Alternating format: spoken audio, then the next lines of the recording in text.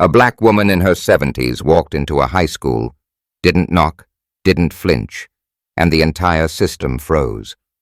1 hour earlier, they suspended her granddaughter for correcting a lie in a textbook. The teacher didn't like being challenged. The principal didn't like being questioned. But they forgot one thing. This wasn't just any girl, and that wasn't just any grandmother. She had spent her life dismantling injustice in courtrooms. Now, she was here to do it in a classroom. And when she spoke, she didn't shout. She made power listen.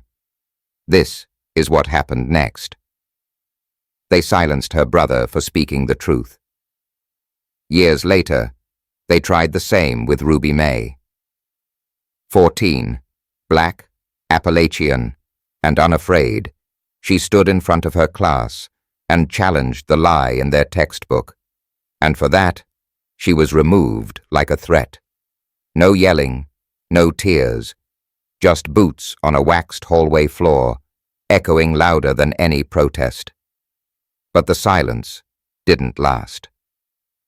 By midday, a 1969 cherry-red Cadillac carved across the school lawn like judgment on wheels. Velma Jean, Ruby's grandmother, a former federal civil rights commissioner, emerged from it, her presence sharper than any gavel. She didn't come to argue. She came to end the argument. This isn't just a story about a student. It's about what happens when black lineage, forged in fire and law, decides enough is enough. And if you think it ends in a classroom, think again. This story burns all the way through. Tucked deep in the Appalachian stretch of eastern Kentucky lies a truth many refuse to write down. It is not the story found in textbooks or commemorative plaques. It's older, rougher, and written in sweat. It's the truth of black families who have worked this land for generations, digging, mending, building, surviving. While most associate Appalachia with Scotch-Irish settlers and coal-stained white faces, few acknowledge the quiet legacy of African-American mountain folk whose labor carved out just as much of its soul. Their stories aren't missing. They were erased. Ruby May was born into that kind of erasure. Her skin marked her twice. First, as a black child in a predominantly white Appalachian town, and second, as a girl bold enough to speak.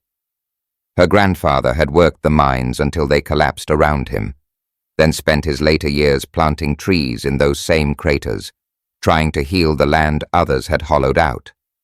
Her grandmother, Velma Jean, was a legend. A former federal civil rights commissioner, the kind of woman who made steel-belted rooms go quiet when she entered. But Ruby was just a kid, 14, lanky, book-smart, with a voice that rarely rose but rarely wavered. The day it happened started like most. A cold morning, thick fog, the scent of diesel and wood smoke clinging to everything. In second period science class, Mr. Mallory, a teacher from upstate New York, clicked on the projector and began lecturing on energy and industry. Ruby took notes quietly until he flipped to a slide showing coal miners, captioned, "A dying profession rooted in outdated systems." Then he said it aloud. "Small-time mining families are relics of the past. In a generation, they'll be gone." Ruby blinked. At first, she thought maybe she'd heard wrong, but when her classmates chuckled, she felt the weight of his words settle like dust on her skin. She raised her hand. "My grandfather mined that coal. He didn't vanish, he retooled. He learned to restore the soil where others had left it ruined. That's not obsolete. That's evolution." Mr. Mallory paused, then tried to smile like a man caught off guard. "I appreciate your passion," he said, "but let's stay focused on the curriculum." Ruby kept her eyes on him. "If the curriculum is wrong, shouldn't we fix it?" That was the moment. The split second where everything could have gone differently, where he could have invited conversation, allowed the truth to unfold. But instead, he doubled down. "You're disrupting the class," he said. "Please leave the room." So she did. Her walk down the hallway wasn't dramatic. No stomping, no slamming door. Just the steady echo of a 14-year-old girl choosing not to be silent. Principal Harmon gave her the same line he gave every child who disrupted the norm. "There's a time and place." But Ruby knew her place wasn't the hallway, and the time was now. That was the beginning. What the school didn't expect, what they could have never prepared for, was the Cadillac. A 1969 cherry-red coupe that pulled onto the lawn like thunder on asphalt. From it stepped a woman in a navy coat and low leather heels, eyes sharp as flint, presence louder than any siren. Velma Jean had arrived, and with her came everything this story would become. Not a tale of disobedience, but of history correcting itself, one generation at a time. When Ruby May sat outside the principal's office, the halls had emptied. Bells had rung, lockers slammed, but silence had claimed this corner of the school. Her knees didn't bounce. Her fingers didn't twitch. She sat still, too, for a child her age.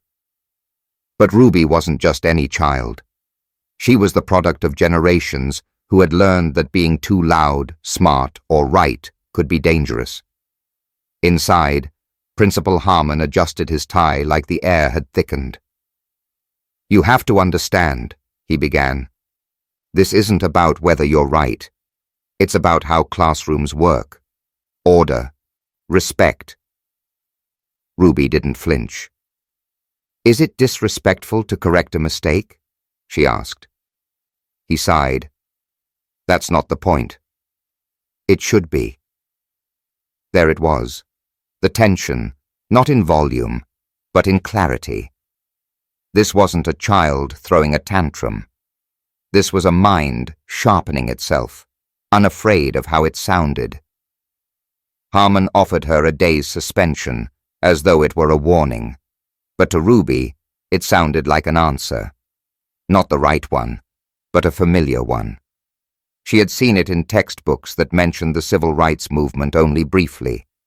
In school plays where black students were cast as background, they never led in cafeterias, where her table was always emptier. This system was not built for her voice. It was built to withstand it. Outside, she waited.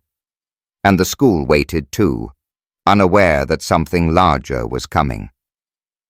The thing about systems is that they are comfortable. They like obedience disguised as tradition. And when someone speaks outside the script, the system treats them as a threat. But Ruby wasn't alone. She never had been. At 11:07 a.m., the sound came low and steady, a rumble like an approaching storm. Red as rebellion, a 1969 Cadillac Coupe de Ville curved onto the school lawn. It didn't belong in a faculty lot or a student drop-off zone. It belonged to history. Out stepped Velma Jean. She didn't ask where the office was. She didn't need directions. Her heels clicked across the tile like a gavel striking wood. "I'm here for Ruby May," she said. The secretary blinked. "Are you her?" "I'm her grandmother." Her tone made the rest of the sentence unnecessary. "And I will not be ignored." Velma Jean had walked into federal hearings in the 1980s and made grown men swallow their arguments. She had watched governors sweat under cross-examination and CEOs fumble when asked simple questions like, "Where are your black employees?" She didn't shout. She didn't threaten. She just asked and waited. Her silence was a mirror people hated to look into. Now she looked into Harmon's eyes and asked, Would you have suspended her if she looked like your daughter? Harmon hesitated. No, Velma answered for him. You wouldn't have. This wasn't a tantrum. It was a reckoning. I want her reinstated. I want a written apology. And I want you to understand something. You're not in trouble because you made a mistake. You're in trouble because you didn't listen when a student tried to help you correct it. That landed. Velma didn't raise her voice once.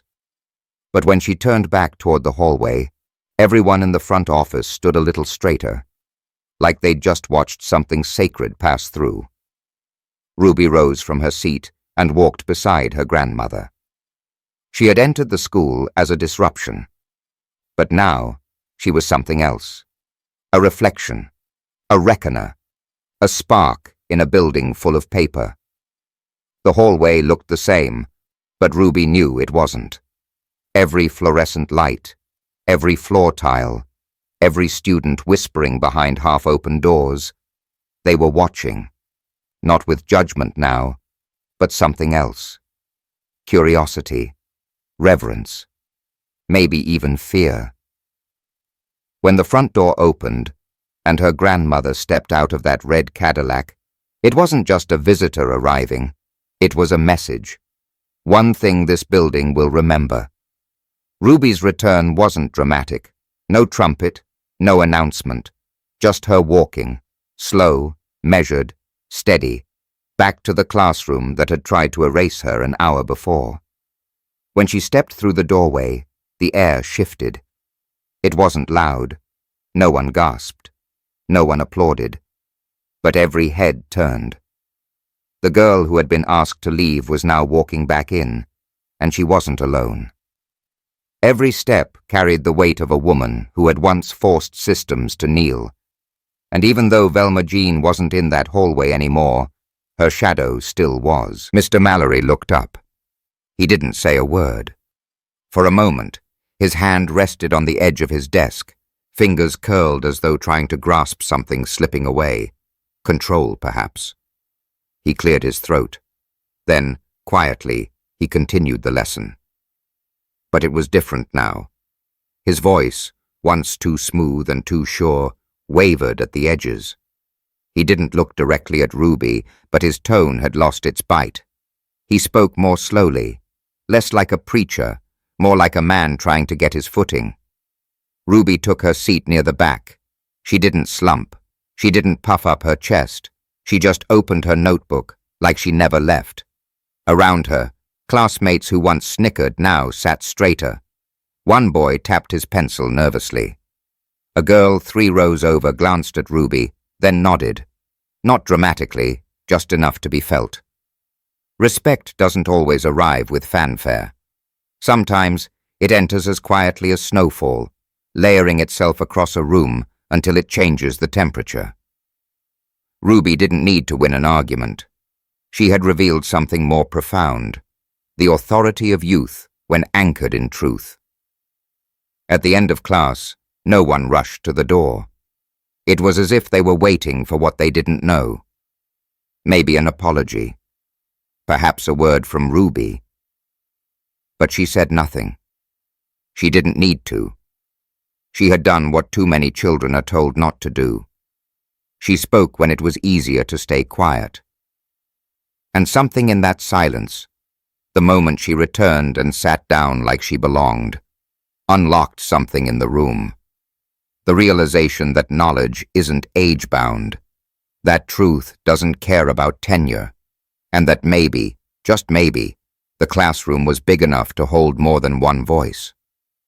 As the final bell rang, a boy paused beside Ruby's desk. "What your grandma said," he mumbled. "That was... damn." Ruby just smiled. It wasn't just her. They saw things differently now. It was the whole idea of who gets to speak, and who gets to be right. Principal Harmon had seen his share of upset parents. Some came in angry, some begging, some just tired. But no one had ever walked into his office like Velma Jean. She didn't knock. She didn't wait. She entered like the very bones of the building had summoned her, and maybe, in a way, she had. Her coat was still buttoned, though she hadn't sat down. Her presence alone made the room feel smaller, the ceiling lower. She carried no briefcase, no lawyer.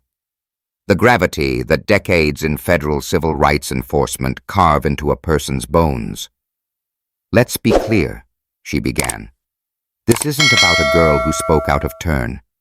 This is about a system that punishes clarity because it's easier to handle compliance."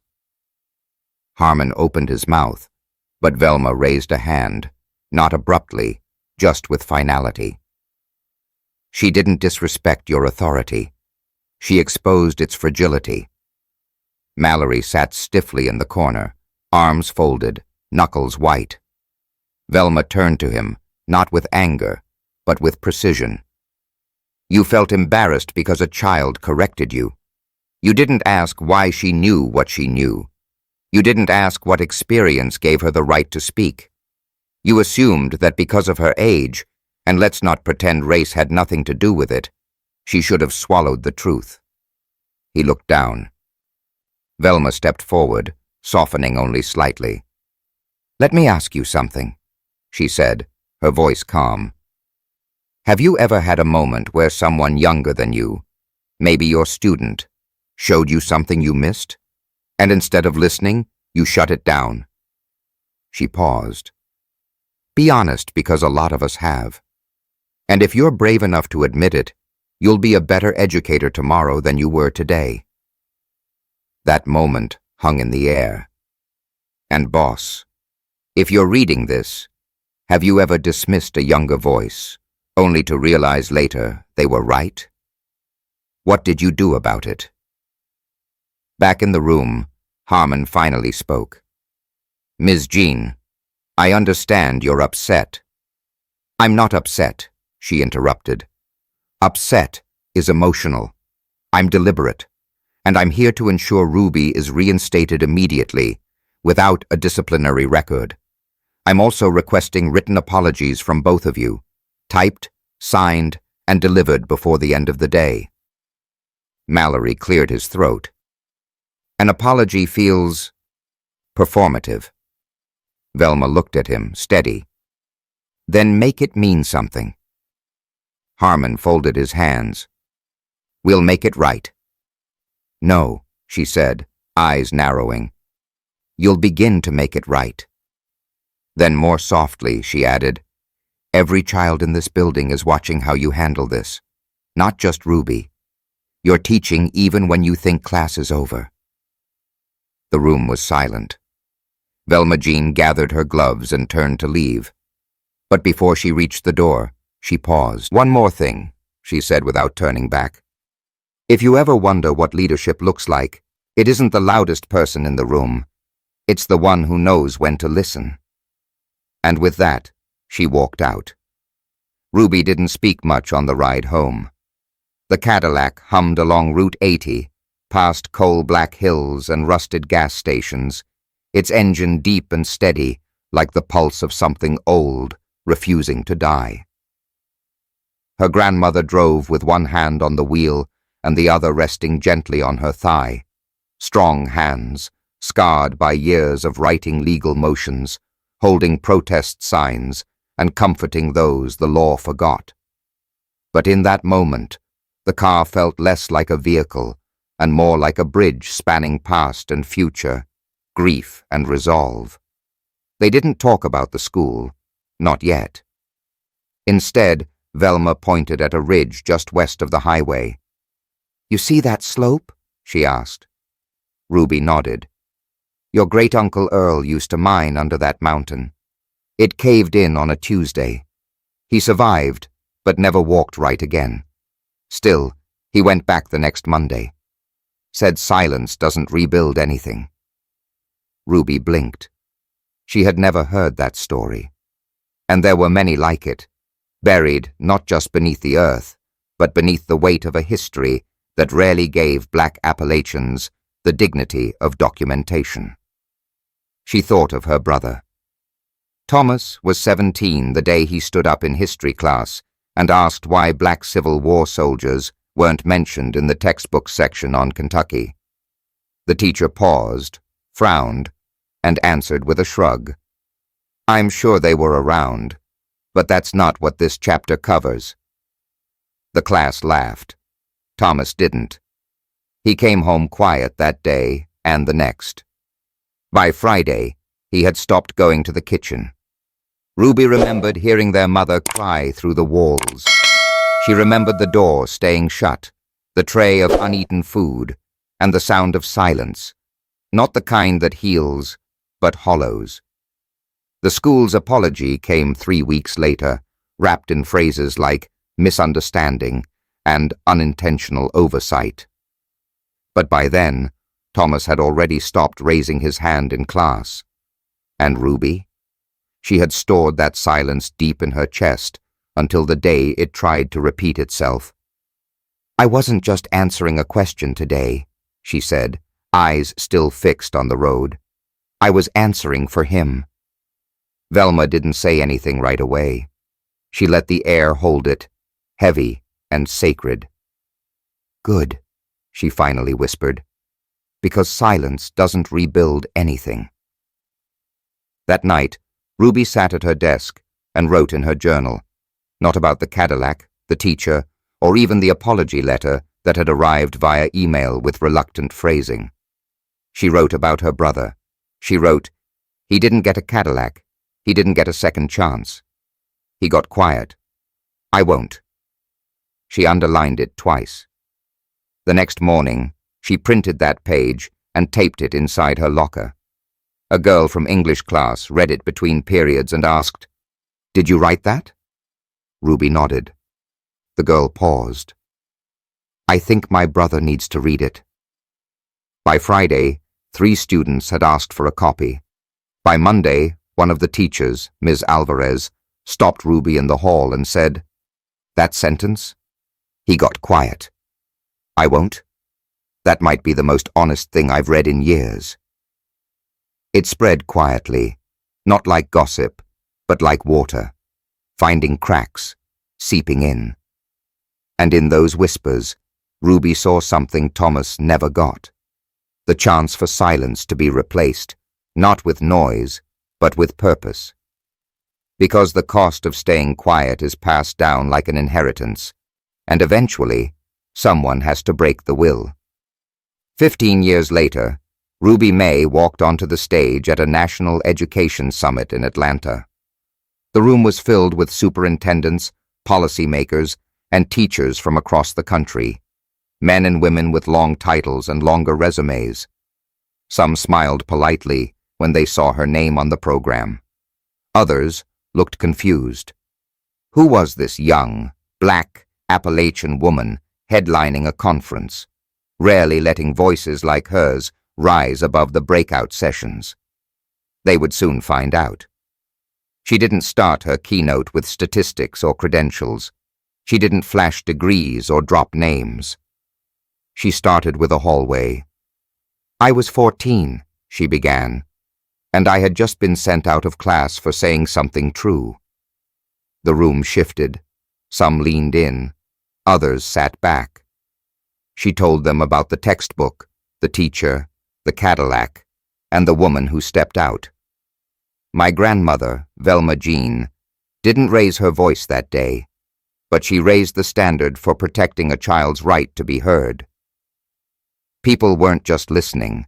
They were remembering their silences, their missed chances to speak, or worse, to listen.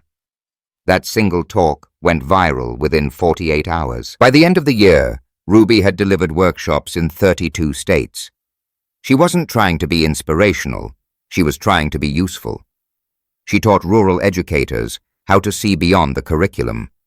She trained urban districts to integrate lived experience into lesson plans. She consulted on statewide reforms, making room for culturally responsive teaching in communities where diversity once meant adding one photo of a black student to a bulletin board. But Ruby never saw herself as a reformer. She often said, I'm not trying to change the system. I'm reminding it who it forgot. She visited prisons, and taught GED classes to young women who had been suspended one too many times in middle school. She returned to Appalachia and helped launch youth-led school boards. And every time someone asked her why she kept going, she smiled and said, "Because someone kept going for me." One morning, a student raised her hand while a guest spoke at a high school in rural Virginia. "Ms. Ruby," she asked, "do you think a school can change?" Ruby paused. She did not doubt the answer, but wanted the girl to feel the weight of her reply. "Yes," she said, "but not if we wait for permission." The student wrote the quote on the whiteboard behind her desk that afternoon. It stayed there for the rest of the semester. Ruby's work didn't make daily headlines, and she wasn't a celebrity. However, principals quoted her in memos, teachers hung her words on classroom walls, and parents whispered her name when advocating for their children. In homes across America, young girls, quiet, observant, often overlooked, began to believe that maybe their voices were enough. Ruby never forgot where it started: a hallway, a red Cadillac, a woman who didn't raise her voice, but changed everything by showing up. She didn't carry a megaphone. She had a mirror, and she held it up, gently but firmly, until the system had no choice but to see itself. Ruby May's name never became a household word. There were no best-selling memoirs, no Netflix documentaries, no viral speeches cut into reels. She didn't trade her truth for fame. Instead, her legacy crept through classrooms, teachers' lounges, school board meetings, and whispered conversations between parents who began to see their children differently. Because Ruby's story was never meant to be just hers. It belonged to every child who raised their hand and was told to put it down. To every student who spotted an error in a textbook but lacked the social permission to correct it. To every black girl sitting in a classroom too small for her voice and too rigid for her truth. To every child who had been asked to watch their tone when what they were being told was to mute their soul. Her victory wasn't broadcast. It didn't come with confetti or parades. It came in quiet reforms, hard conversations behind closed doors, and the slow erosion of fear. It came in inches, earned, not gifted. It came to light that teachers rewrote their lesson plans after reading her journal entry. Students started debate clubs in towns where questioning was once considered rude. In school boards, policy revisions are slipped into monthly meetings, small print that shifted everything. It came in legacy. At a town hall in Birmingham, a retired teacher stood up and asked, "Ruby, what do you want people to remember about what you did?" She paused, then answered the way only someone who had nothing to prove could. That I didn't wait for permission. And I didn't speak because I wanted to be heard. I spoke because I knew someone had to.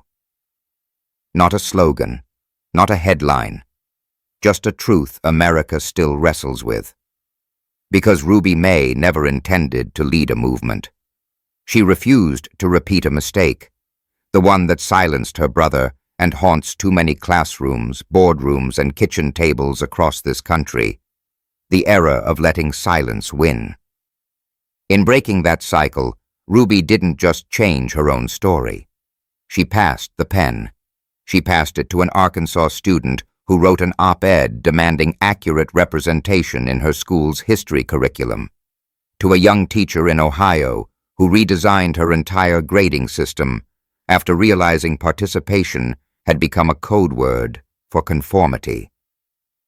To a mother in Mississippi who showed her daughter Ruby's story the night before a difficult parent-teacher meeting and said, "You don't have to shrink to fit." To a boy in Oregon who taped one of her quotes to his locker. She didn't raise her voice. She raised the standard. And maybe, boss, she passed it to you too. Maybe you've been in a room where the truth went quiet. Maybe you've seen someone brave enough to speak and watched others look away. Maybe you were that person who stayed quiet, and you've carried it ever since. Or maybe you're wondering when your turn comes to raise your hand, your head, your voice. If so, Ruby's story is still unfolding inside you. Because silence didn't end the day she returned to class. It doesn't end with applause.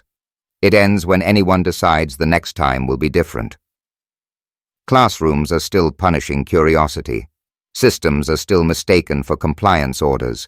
And children are still learning to bite their tongues before they ever learn to write their names.